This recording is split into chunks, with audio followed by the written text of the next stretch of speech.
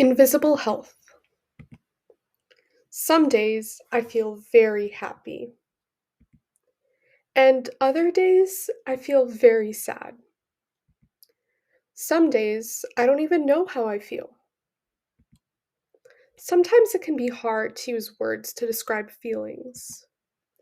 I think it's because there are already a set number of words that exist. But feelings are infinite. Everyone gets hurt sometimes. Everyone. It's a part of being human.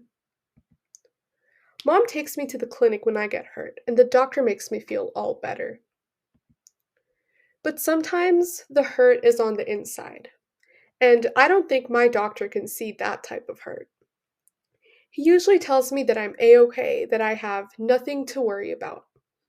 But that's my physical health. What about my feelings? What about my invisible health?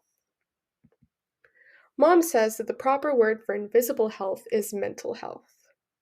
Everyone's mental health looks different. It comes in all sorts of shapes and sizes. People who study mental health are called psychologists. An example of a psychologist is a man named Erikson. He believes that our mental well being is related to certain stages of development. My little brother Jack is 17 months old. He is at the trust versus mistrust stage of development. He still needs lots of help getting dressed, fed, and bathed. It makes him happy when mom and dad help him with things like that. I think it's helping him learn to trust the world around him. My older sister Claire is 10 years old. She's at the industry versus inferiority stage of development. She's starting to get really good at reading. It makes her feel really happy and successful when she finishes a new book. My cousin Amelia is 15. She's at the identity versus role confusion stage of development. She's working very hard to figure out who she is. But this hasn't been very easy for her. Sometimes she feels really stressed and overwhelmed by everything going on around her. The truth is, Amelia suffers with something called depression. Depression is a mental illness, which means it's invisible. You can't see depression with your eyes, but it sure is something that some people feel. Depression can make people feel really sad and worthless. It could make everyday life difficult by taking away your motivation to do the things you used to love. That's what mental illness is. According to what Erikson believes in, mental illnesses can form when you get stuck on something at a certain stage of development. Amelia, for example, had difficulties in the identity versus role confusion stage. She said that that's part of what started her depression.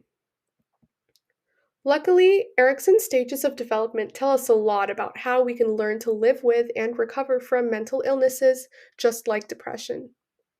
It's really important to revisit the different stages of development to see how they can help us down the road to recovery. Trust versus mistrust teaches us to trust in the idea of recovery. It assures us that everything is going to be okay. Autonomy versus shame and doubt teaches us really valuable coping skills and helps us begin to hope for personal recovery. Initiative versus guilt focuses on how we can motivate and empower ourselves to find ways to recover. It helps us feel less guilty about our struggles. Industry versus inferiority helps us start to find meaningful ways to get back on track with our lives. Identity versus role confusion helps us realize that we are not defined by our illnesses. It works to separate personal identity from our struggles.